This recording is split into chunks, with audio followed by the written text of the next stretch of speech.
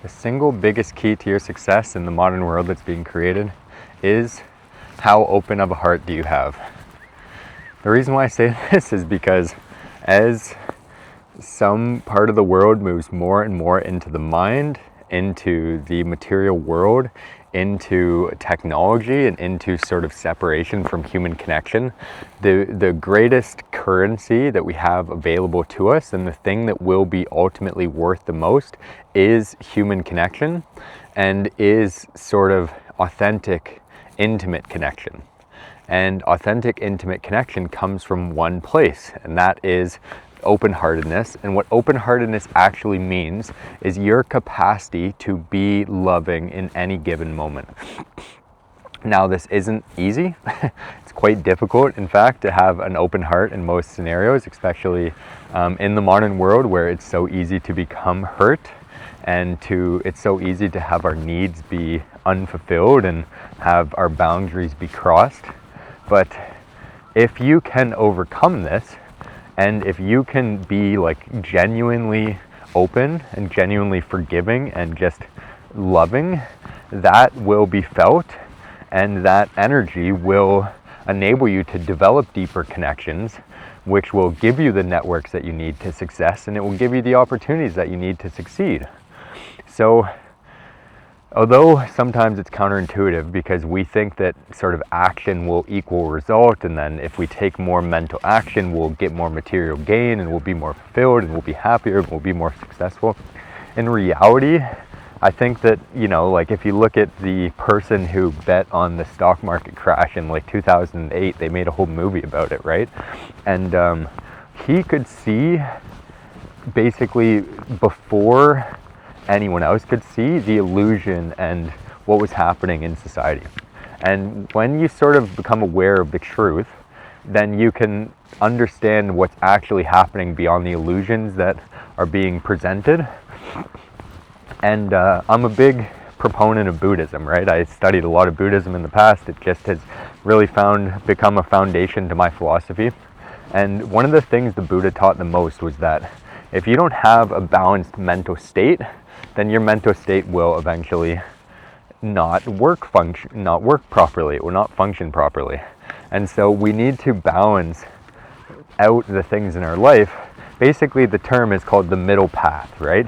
It's saying that we live in a world of duality, and if you fall too far on one side of that spectrum, you fall off the fence.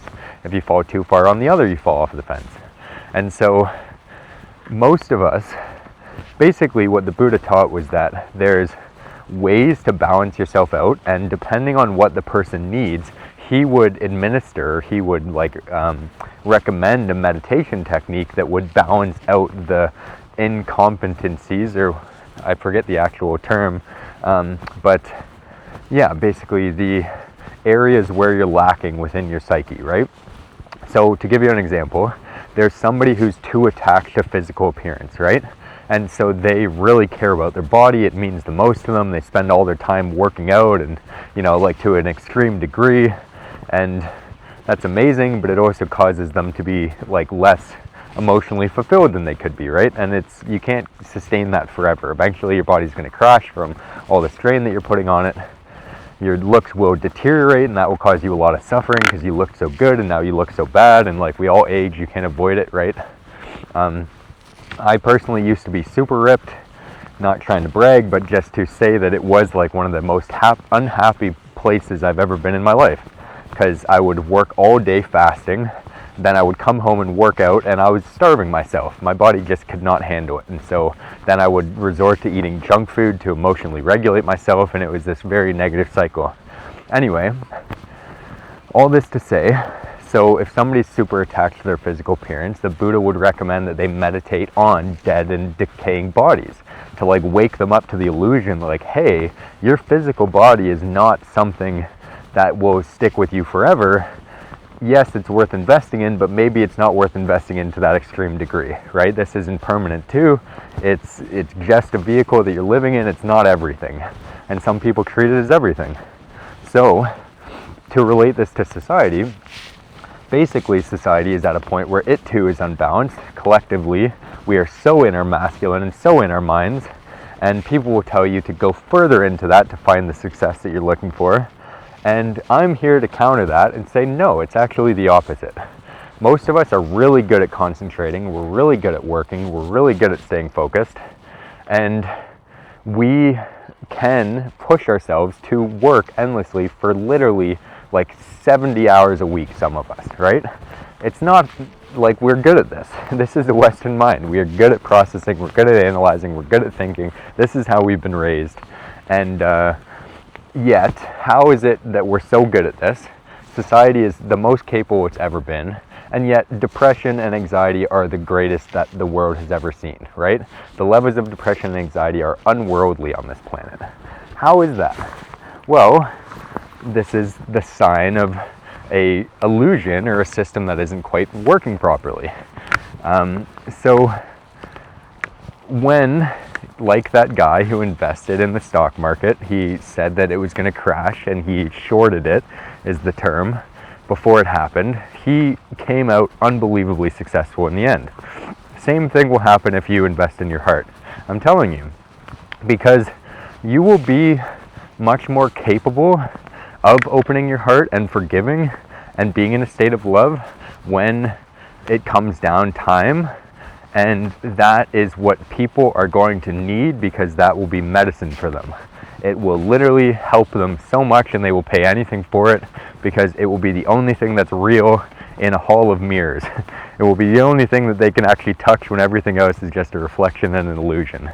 So also do it for your own sake.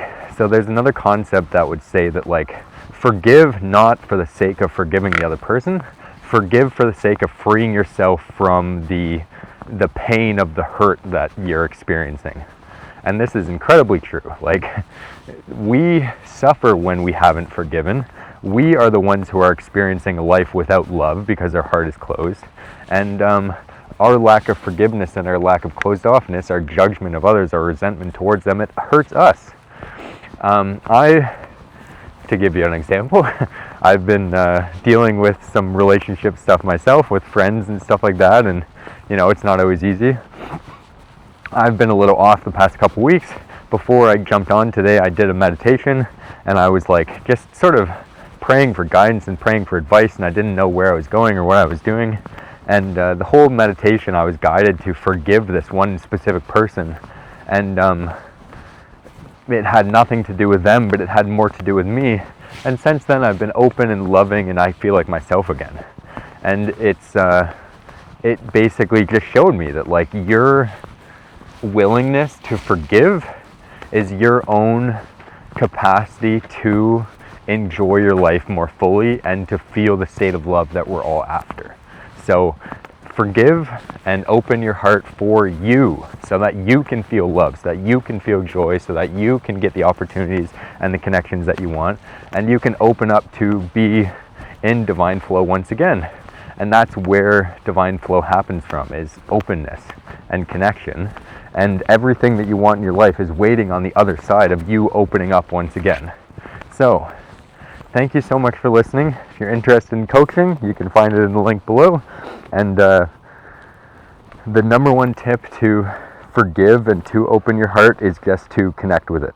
Not necessarily to tell your heart what to do, not necessarily to do anything different, but just see what's there and see what your heart's asking for. See if it's open. If it's not open, you'll be able to feel it. You won't be in love, you won't be in joy, you'll be sort of maybe stagnant. And if it is open, you will be able to feel that too. You'll notice a significant difference right away. My teacher, one of my teachers, is a big proponent of the Ho'oponopono, which is like the thank you, I love you, I'm sorry, I forgive you. And that's big heart medicine. So doing that, just saying these mantras over and over again, offering that prayer to your heart, that can sometimes be all you need to create that shift that we're all so after. So yeah, I look forward to connecting with more of you heart-centered, beautiful people in the comments and in this community as it grows over time. Have a beautiful day.